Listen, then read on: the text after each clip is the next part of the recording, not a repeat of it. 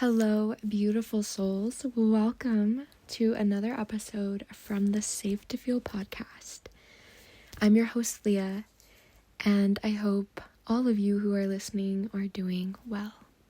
Before I start discussing today's episode topic, I wanted to extend my gratitude to all of you who have sent me messages about my podcast and just for all of the love and support.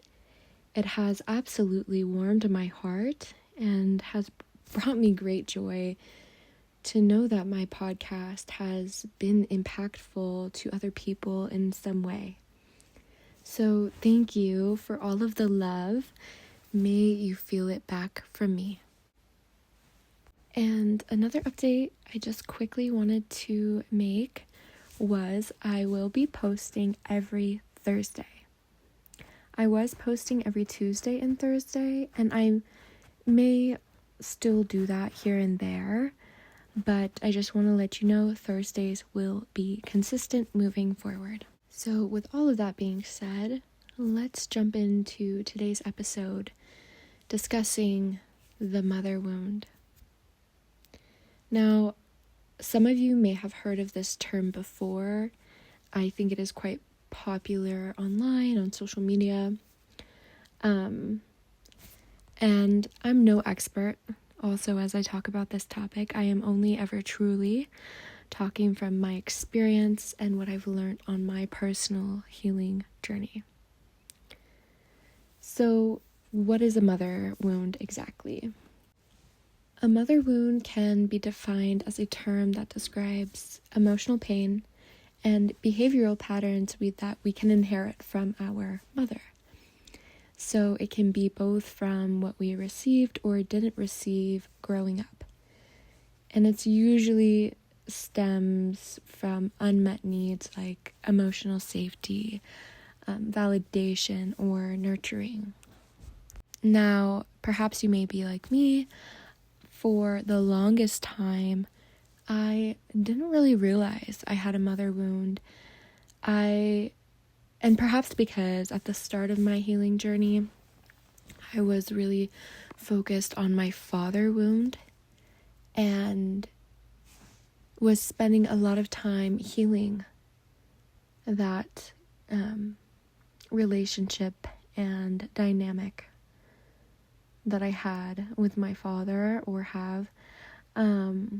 And so because I think that was more prominent, I didn't really realize the subtle ways in which my mother wound shows or seeps through the cracks, I suppose. And I was thinking about this topic a little bit before I was recording, and I was really reflecting and just thinking about the intergenerational aspect of mother wounds, in this case, father wounds, and I guess I just wanted to acknowledge and honor that with each woman and with each mother of each generation, and each person in that case, male or female, we are all, most of us, trying our best, trying to be our best, to be the best human we can be. And at the end of the day, our ability and the ways we show up are all really based around the tools and level awareness of that time in our life. And that applies to our mothers as well. Really, it is important to recognize that, yes, with our parents, as children, we have certain, needs, but also to acknowledge that they were doing the best with what they knew at the time. This isn't going to apply to every single situation, and I do want to acknowledge that because I do understand that. But regardless, the unprocessed trauma, pain, and patterns of behavior end up not only impacting them, but their children as well. And these personal inner wounds that impact their children, most times it is unconsciously or unintentionally, not all the time, but most times. And these unprocessed traumas and behavioral patterns really do inhibit someone's ability to show up to meet the child's certain needs. Mother wounds really stem from so many things, like feeling emotionally unseen or misunderstood or emotionally invalidated because perhaps she was unable to be emotionally supportive. It can stem from being parentified and having to care for your mother's emotions.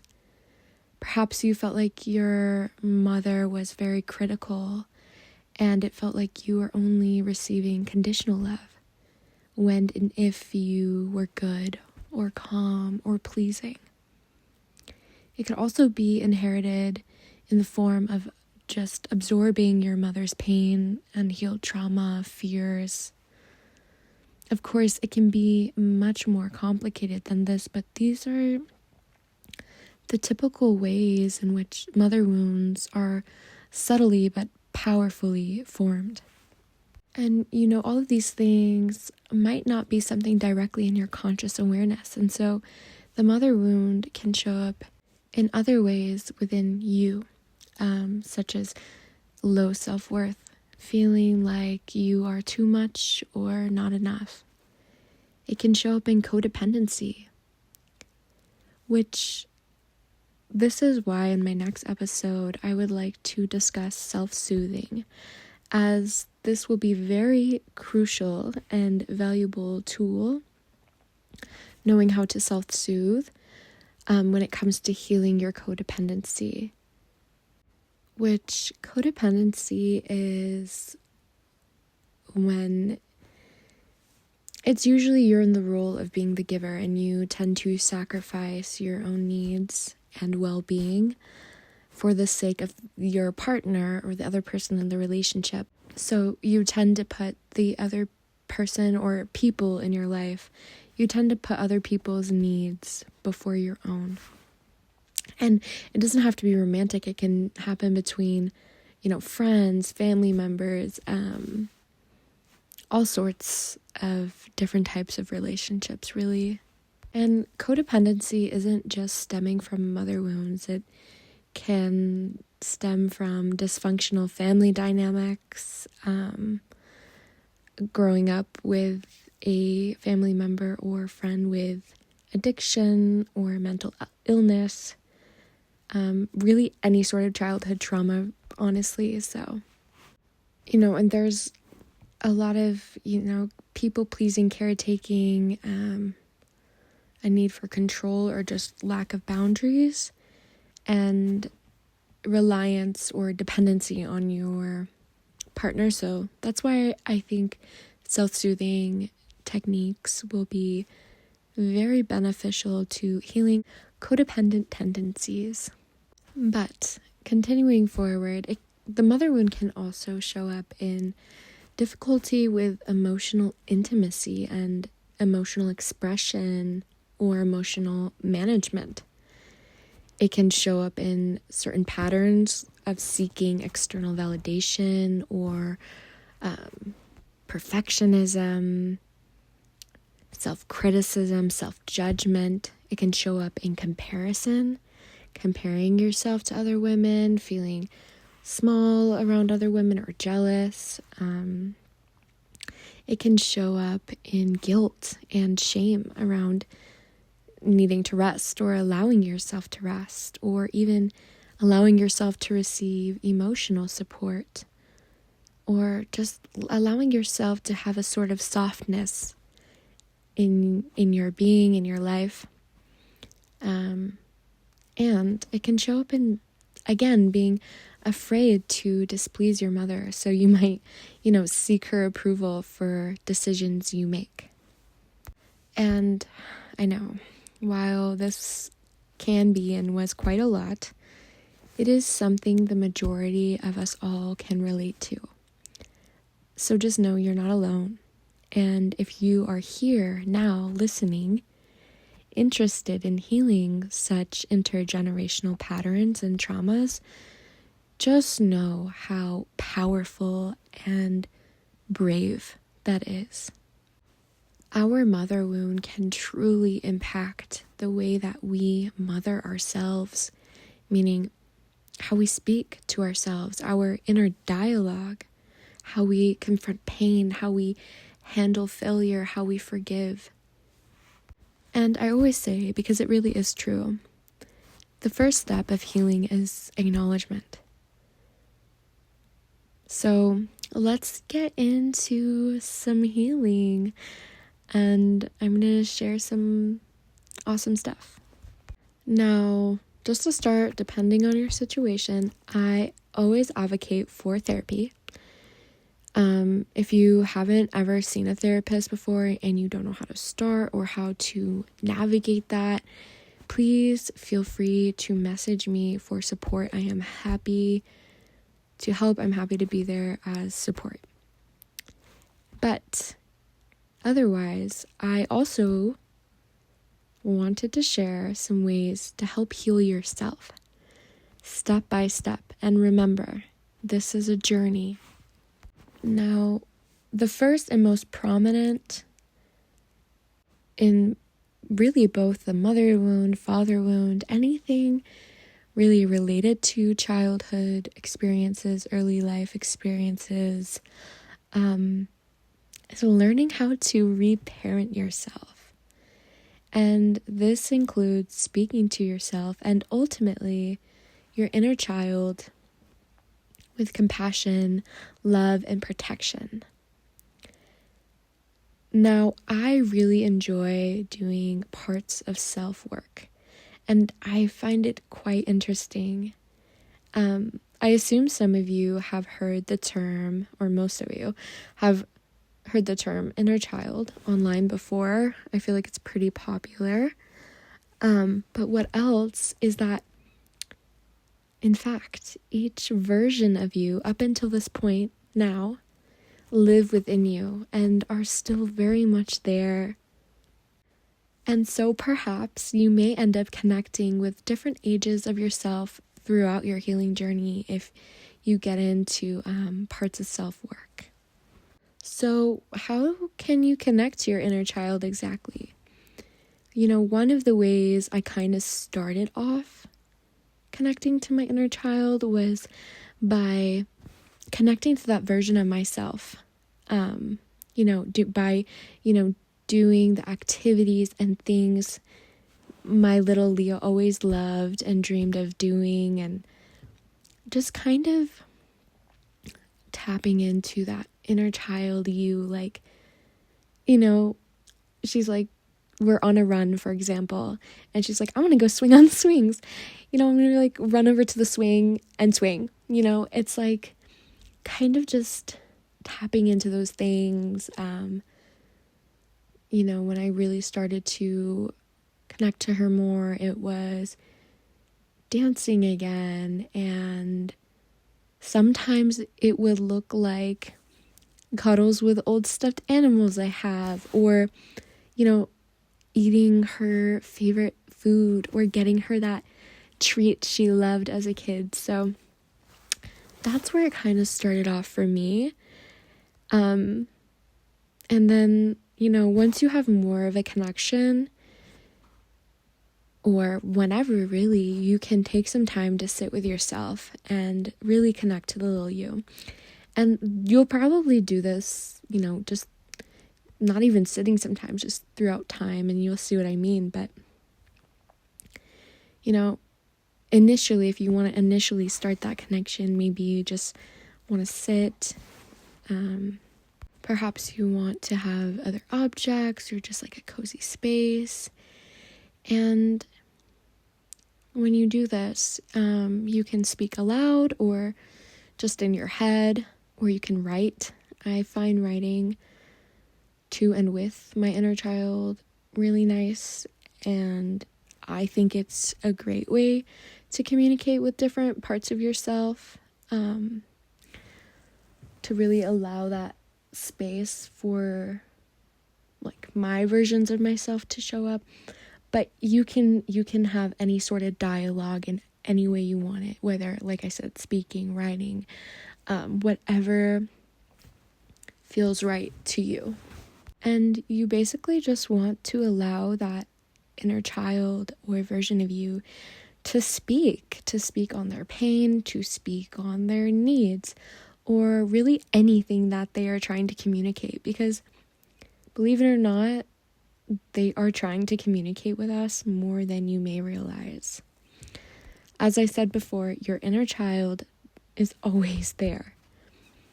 So when you're, holding this space for your inner child, you can respond with things like, I see you.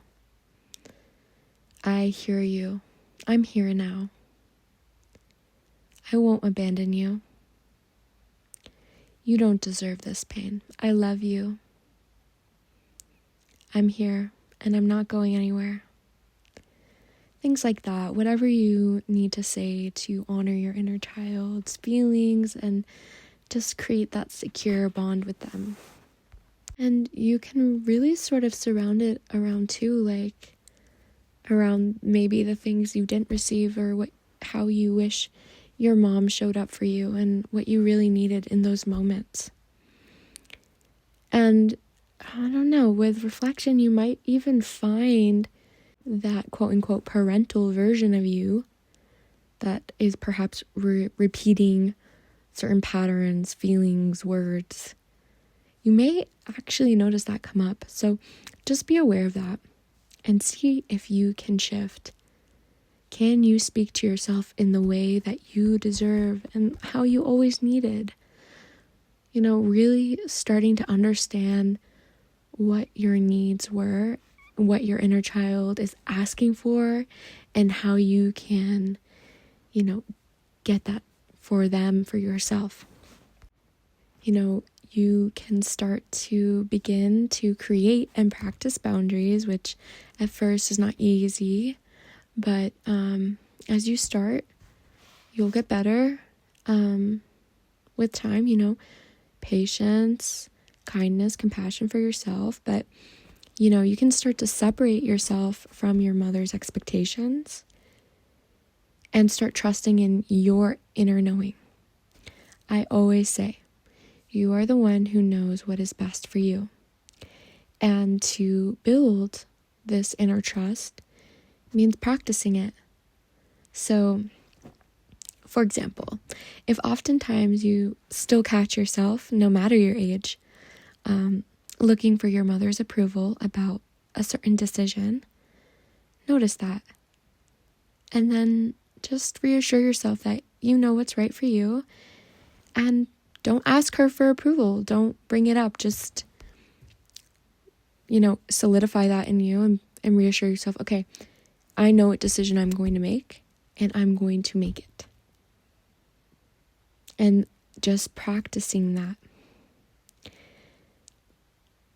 Just trust in knowing that you know yourself more than anyone. And with more practice, the more your self-trust, your abilities to create boundaries will solidify. And also the less you feel like you need approval. Again, you can start with a dialogue with your inner child too in a situation like this. For example, like when you're reassuring yourself, you can make this decision.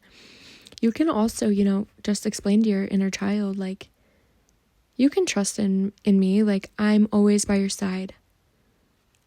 I got you. I'm here for you. Don't worry. Stuff like that. So as you get into it, you will really start to perhaps get more of a flow with it, or just kind of have this inner knowing you'll find you will about this relationship you're going to start creating with your inner child. And this kind of relates to the first part I said, but you can start creating and practicing rituals that are nurturing for you. For example, changing your inner dialogue, which this can start slowly, just with daily kind words. You can cook nourishing, warm food for yourself, or like your favorite childhood meal, your comfort meal. Practice putting yourself first, indulging in self-care rituals and acts, even as they are connected to your inner child and what you like to do when you're young, right? Maybe that means, having a movie night once a week where you watch a movie that you loved from childhood. And choosing that over, maybe someone else's needs. Like, nope, this is the time for me and me. I also really like getting more somatic with it and just really tapping into the body, especially combined with healing work, really at any time. You can move your body through yoga, walking, dancing, weightlifting, but also in the comfort of your own home is always nice, because that way, you can move in ways that allow you to cry and to release maybe stored emotions that you might not have words for. So, movement is really helpful with moving things through and out of your body, as many unprocessed emotions tend to be stored in our bodies. So incorporating movement when doing your healing work I have found really helpful. With that, I also would like to say, as much as you move, also practice rest. I used to really struggle, and I felt like, a part of my worth was tied to how much I do, how much I accomplish, how much work, quote unquote, work I'm getting done, and that it didn't really feel right to rest. But now I honor my rest, and it was the best decision of my life. So if you relate to that, start to practice resting, especially with those of you who have feelings of shame and guilt that might arise when it comes to resting. So if it does happen, that is the perfect time. For example, if you're like practicing resting and that guilt and shame comes up, perfect opportunity to tap in and start a dialogue with your inner child. Hear them, listen to them. What are their needs? What are they feeling? And then from there, again, being that parent you needed, reassure them, reteach them, make sure you can try and meet your needs, both of your needs. A really big part of healing the mother wound is also about removing the blame. It's not about blame, it's about being aware. These things are intergenerational, as I said. And just remember, when you choose to heal, you're not only healing yourself, but you are healing generations ahead. Of course, allow yourself to grieve, to feel, to move through anything that comes up. An important step that comes with healing is processing as well as forgiving. I have an offering of forgiveness on one of my episodes, but it can go much deeper and it can take time. Forgiveness doesn't happen in one day all the time. So, as you're healing, as you're going through the process, just remember to be gentle and compassionate with yourself. And so those are just some ideas and different things I have been doing and have done for, healing and creating a stronger connection with my inner child. I know it's like I said I was reparenting, but I kind of like being like the older sister to my younger version of myself in a way. Older sister who, is parenting. But remember, healing is a journey, and it can take time, so honor whatever unfolds. And before we get to the end of this episode, I want to share a story that really helped me when I first started to work through my mother wound.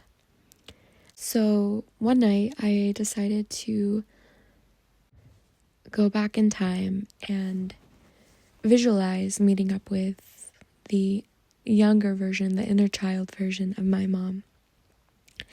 And I was in a very meditative state. I did this before bed. And really quickly, something that has helped me immensely with healing my parental wounds is understanding their life stories, even with very little information.